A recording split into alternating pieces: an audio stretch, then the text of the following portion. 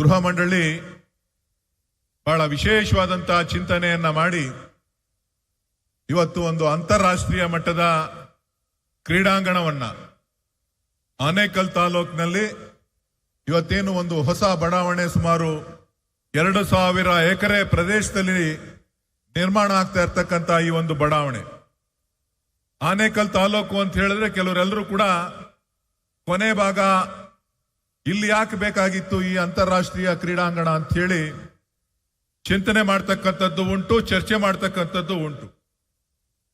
ಬಹುಶಃ ಬೆಂಗಳೂರು ಅರ್ಧ ಜನ ಸುಮಾರು ಏನು ಉದ್ಯೋಗವನ್ನ ಮಾಡ್ತಕ್ಕಂಥವ್ರು ಮತ್ತು ಉದ್ಯೋಗವನ್ನ ಹರಿಸ್ತಕ್ಕಂಥವ್ರು ಎಲ್ಲರೂ ಕೂಡ ಇಲ್ಲಿಂದನೇ ಹೋಗ್ತಾರೆ, ಮತ್ತೆ ಇಲ್ಲಿಗೆ ಬರ್ತಾರೆ. ಸೊ ದಿನದಿಂದ ದಿನಕ್ಕೆ ಜನಸಂಖ್ಯೆ ಬೆಳೀತಾನೆ ಇದೆ. ಬೆಂಗಳೂರು ಜಿಲ್ಲೆಯ ನಗರ ಜಿಲ್ಲೆಯ ಒಂದು ಭಾಗ ಆನೇಕಲ್ ತಾಲೂಕು ಅಂತಕ್ಕಂಥದ್ದನ್ನ ನಾನು ಹೇಳಲಿಕ್ಕೆ ಬಯಸ್ತೇನೆ. ಇದು ಬೆಂಗಳೂರಿನ ಹೊರಗಡೆ ಅಂತಕ್ಕಂಥದ್ದವ್ರು ಯಾರು ಕೂಡ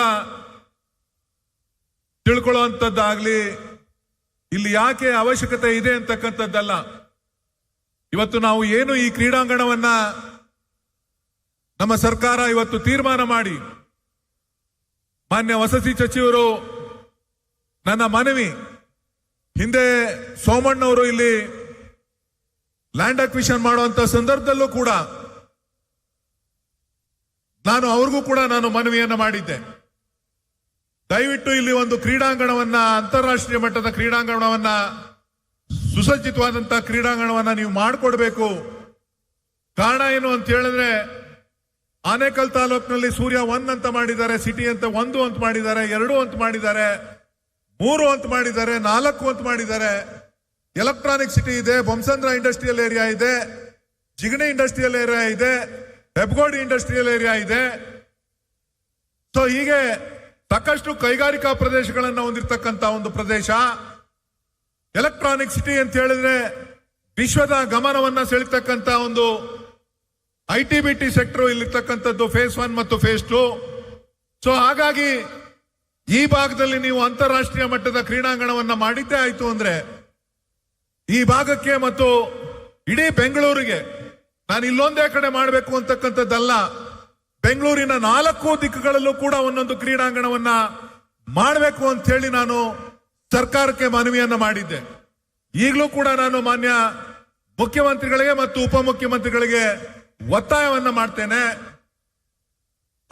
ನಮ್ಮ ಕಂಠೀರವ ಸ್ಟೇಡಿಯಂ, ಅದಾದ ಮೇಲೆ ನಮ್ಮ KCA ಸ್ಟೇಡಿಯಂ, ಅದಾದ್ಮೇಲೆ ನಮ್ಮ ಹಾಕಿ ಸ್ಟೇಡಿಯಂ, ಇದು 3 ಬಿಟ್ರೆ ಮತ್ತೆ ನಾವು ಒಂದು ಕ್ರೀಡಾಂಗಣವನ್ನ ನಾವು ಬಹಳ ವರ್ಷಗಳ ಕಾಲ ಕಟ್ಟಲಿಕ್ಕೆ ಸಾಧ್ಯ ಆಗಲಿಲ್ಲ. ಹಾಗಾಗಿ ಇವತ್ತು ಈ ಭಾಗದಲ್ಲಿ ಮಾಡಿರ್ತಕ್ಕಂಥದ್ದಕ್ಕೆ ಅರ್ಥ ಬಂದಿದೆ, ಒಂದು ಶಕ್ತಿ ಬಂದಿದೆ. ಹಾಗಾಗಿ ಇವತ್ತು ಮಾನ್ಯ ವಸತಿ ಸಚಿವರು ಮತ್ತು ಶಿವಲಿಂಗೇಗೌಡರು ಮತ್ತು ಅಧಿಕಾರಿಗಳ ತಂಡ ಸಂಪೂರ್ಣವಾಗಿ ಏನೇ ಪರ ವಿರೋಧ ಇದ್ರೂ ಕೂಡ ಇದನ್ನ ದೃಢವಾಗಿ ನಿಂತು ಇವತ್ತು ಶಂಕುಸ್ಥಾಪನೆಯನ್ನ ನೆರವೇರಿಸತಕ್ಕಂತ ಹಂತಕ್ಕೆ ತಂದಿದ್ದಾರೆ. ಅವರಿಗೆ ವೈಯಕ್ತಿಕವಾಗಿ ತಾಲೂಕಿನ ಎಲ್ಲ ಜನರ ಪರವಾಗಿ ನನ್ನ ಸಾಷ್ಟಾಂಗ ನಮಸ್ಕಾರಗಳನ್ನ ಹೇಳಲಿಕ್ಕೆ ನಾನು ಬಯಸ್ತೇನೆ. ಬಹುಶಃ ಯುವಕರನ್ನ ನಾವು ಕ್ರೀಡಾಂಗಣದ ಕಡೆ ತರಬೇಕು ಅಂತ ಹೇಳಿದ್ರೆ ಸುಸಜ್ಜಿತವಾದಂತಹ ವ್ಯವಸ್ಥಿತ ಕ್ರೀಡಾಂಗಣವನ್ನ ಮಾಡಿದಾಗ ಮಾತ್ರ ಸಾಧ್ಯ. ಯಾಕೆ ಅಂತ ಅಂದ್ರೆ ಇವತ್ತು ಖಾಸಗಿ ಕ್ರೀಡಾಂಗಣಗಳು, ಖಾಸಗಿ ತರಬೇತಿ ಕೇಂದ್ರಗಳು ಸಾಕಷ್ಟು ಕಡೆ ತಲೆ ಎತ್ತುತ್ತಾ ಇರೋದ್ರಿಂದ ಯುವಕರಿಗೆ ಪ್ರೋತ್ಸಾಹವನ್ನ ಕೊಡಬೇಕಾಗಿರ್ತಕ್ಕಂಥದ್ದು ನಮ್ಮ ಉದ್ದೇಶ ಅಂತಕ್ಕಂಥ ನಿಟ್ಟಿನಲ್ಲಿ ಇವತ್ತು ಈ ಒಂದು ಕ್ರೀಡಾಂಗಣವನ್ನ ಇವತ್ತು ನಿರ್ಮಾಣ ಅಂತದ್ದಕ್ಕೆ ಒತ್ತಾಯವನ್ನ ಮಾಡಿದ್ವಿ. ಆ ಒಂದು ನಿಟ್ಟಿನಲ್ಲಿ ಇವತ್ತು ಸರ್ಕಾರ ಮನ್ನಣೆಯನ್ನ ಕೊಟ್ಟು ಇಲ್ಲಿ ಶಂಕುಸ್ಥಾಪನೆಯನ್ನ ನೆರವೇರಿಸ್ತಾ ಇದ್ದಾರೆ. ಅವರಿಗೆ ಅಭಿನಂದನೆಗಳನ್ನ ಸಲ್ಲಿಸ್ತಾ, ಇದಕ್ಕೆ ಬೇಕಾದಂತಹ ಸ್ವಲ್ಪ ಮೂಲಭೂತ ಸೌಕರ್ಯಗಳ ಕೊರತೆ ಇದೆ. ಮುಖ್ಯಮಂತ್ರಿಗಳಿಗೆ ಹೇಳಿದೆ ನಾನು, ಎಲ್ಲೋ ಕೊನೆಯಲ್ಲಿ ತಂದು ಹಾಕ್ಬಿಟ್ಟಿದ್ದಾರೆ ಅಂತ ಹೇಳಿ ತಿಳ್ಕೊಳಕ್ ಹೋಗ್ಬೇಡಿ. ಇಲ್ಲೇ STRR ಇದೇ ಲೇಔಟ್ ನಲ್ಲಿ ಬರ್ತಾ ಇದೆ. STRR ಸುಮಾರು 6 ಪಥದ ರಸ್ತೆ ಇಲ್ಲೇ ಬರ್ತಾ ಇದೆ. ನ್ಯಾಷನಲ್ ಹೈವೇ ಇದಕ್ಕೆ ಹಿಂಭಾಗದಲ್ಲಿ 1 ಕಿಲೋಮೀಟರ್ ದೂರದಲ್ಲಿ ನ್ಯಾಷನಲ್ ಹೈವೇ ಇದೆ. ಇಲ್ಲಿಂದ 4 ಕಿಲೋಮೀಟರ್ಗೆ ಹತ್ತಿಬಲೆಗೆ ನೇರವಾಗಿ ನ್ಯಾಷನಲ್ ಹೈವೇ ಏನಿದೆ ಆ ನ್ಯಾಷನಲ್ ಹೈವೇಗೆ ಸೇರುವಂತದ್ದಿದೆ. ಸೊ ನಿಮ್ಮನ್ನ ಟ್ರಾಫಿಕ್ ನಲ್ಲಿ ಬಳಸ್ಕೊಂಡು ಬೇರೆಯವ್ರಿಗೆ ತೊಂದರೆ ಆಗ್ಬಾರ್ದು ಅಂತ ಹಿಂದಲಿಂದ ಕರ್ಕೊಂಡು ಬಂದಿದ್ದಾರೆ. ಹಾಗಾಗಿ ನಿಮ್ಗೆ ದೂರ ಕಾಣಿಸಿದೆ. ದಯವಿಟ್ಟು ಏನೋ ಎತ್ಕೊಂಡು ಬಂದು ಆನೆಕಲ್ನಲ್ಲಿ ಹಾಕ್ಬಿಟ್ಟಿದಾರಲ್ಲಪ್ಪ ಅಂತಕ್ಕಂಥ ಭಾವನೆ ಬೇಡ ಅಂತ ಹೇಳಿ.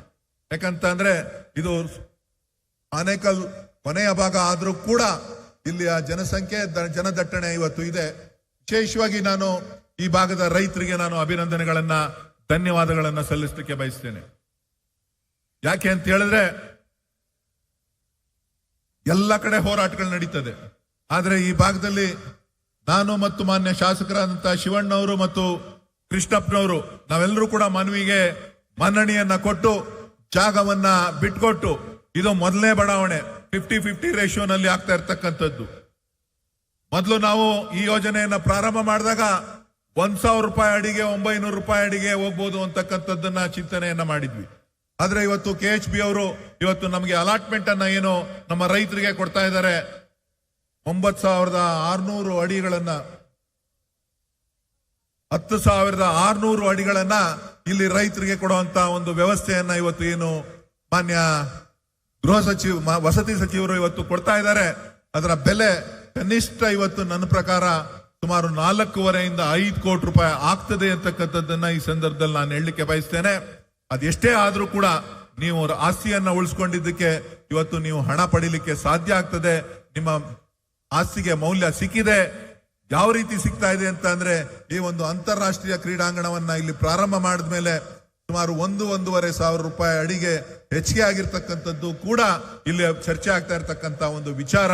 ಹಾಗಾಗಿ ನಮ್ಮ ತೀರ್ಮಾನಗಳು ಈ ಭಾಗದ ಸಾರ್ವಜನಿಕರಿಗೆ ಅನುಕೂಲ ಆಗ್ಲಿ ಅಂತಕ್ಕಂಥ ದೃಷ್ಟಿಯಿಂದನೇ ಹೊರತು ಬೇರೆ ಯಾವ ದೃಷ್ಟಿಯಿಂದನೂ ಅಲ್ಲ ಅಂತಕ್ಕಂಥದ್ದನ್ನ ಈ ಸಂದರ್ಭದಲ್ಲಿ ಹೇಳ್ತಾ, ಮಾನ್ಯ ಉಪಮುಖ್ಯಮಂತ್ರಿಗಳು ಕೂಡ ಒಂದು 4-5 ತಿಂಗಳಿಂದ ಈ ಭಾಗಕ್ಕೆ ಬಂದಂತ ಸಂದರ್ಭದಲ್ಲಿ ಈ ಭಾಗಕ್ಕೂ ಕೂಡ ಮೆಟ್ರೋವನ್ನ ಕೊಡ್ತೇನೆ ಅಂತ ಹೇಳಿ ಘೋಷಣೆಯನ್ನ ಮಾಡಿ ಈಗಾಗಲೇ ಸರ್ವೆ ಕಾರ್ಯ ನಡೀತಾ ಇದೆ.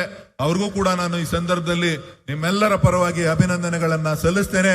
ಆದಷ್ಟು ಬೇಗ ಆ ಯೋಜನೆಯನ್ನು ಕೂಡ ಚಾಲನೆ ಕೊಡ್ತಕ್ಕಂತ ಕೆಲಸವನ್ನ ಸರ್ಕಾರ ಮಾಡಬೇಕು ಅಂತ ಹೇಳಿ ಒತ್ತಾಯವನ್ನ ಮಾಡ್ತಾ, ಇವತ್ತು ಈ ಭಾಗಕ್ಕೆ ಒಂದೆರಡು ಮುಖ್ಯ ರಸ್ತೆಗಳನ್ನ ಈ ಒಂದು ಲೇಔಟ್ಗೆ ಬರಲಿಕ್ಕೆ ಅಗಲೀಕರಣ ಮಾಡಲಿಕ್ಕೆ ಒಂದು ಒಪ್ಪಿಗೆಯನ್ನ ನಮ್ಮ ಗೃಹ ಮಂಡಳಿ ಕೊಡಬೇಕು ಅಂತ ಹೇಳಿ ಮನವಿಯನ್ನ ಮಾಡ್ತಾ, ನನಗೆ ಅವಕಾಶ ಮಾಡಿಕೊಟ್ಟಂತ ವೇದಿಕೆ ಮೇಲೆ ಮಾತಾಡ್ಲಿಕ್ಕೆ ಅವಕಾಶ ಮಾಡಿಕೊಟ್ಟಂತ ವೇದಿಕೆ ಮೇಲಿರ್ತಕ್ಕಂಥ ಎಲ್ಲ ಗಣ್ಯರಿಗೆ ವಿಶೇಷವಾಗಿ ತಮ್ಮೆಲ್ಲರಿಗೂ ಕೂಡ ನನ್ನ ಅಭಿನಂದನೆಗಳನ್ನ ಧನ್ಯವಾದಗಳನ್ನ ಹೇಳಿ ನನ್ನ ಮಾತನ್ನ ಮುಗಿಸ್ತೇನೆ. ಜೈ ಹಿಂದ್, ಜೈ ಕರ್ನಾಟಕ ಮಾತು. ಕ್ಷೇತ್ರದ ಜನತೆಯ ಮನದಾಳದ ಮಾತುಗಳನ್ನು ಹೇಳಿದ್ದಾರೆ. ಹಾಗೆಯೇ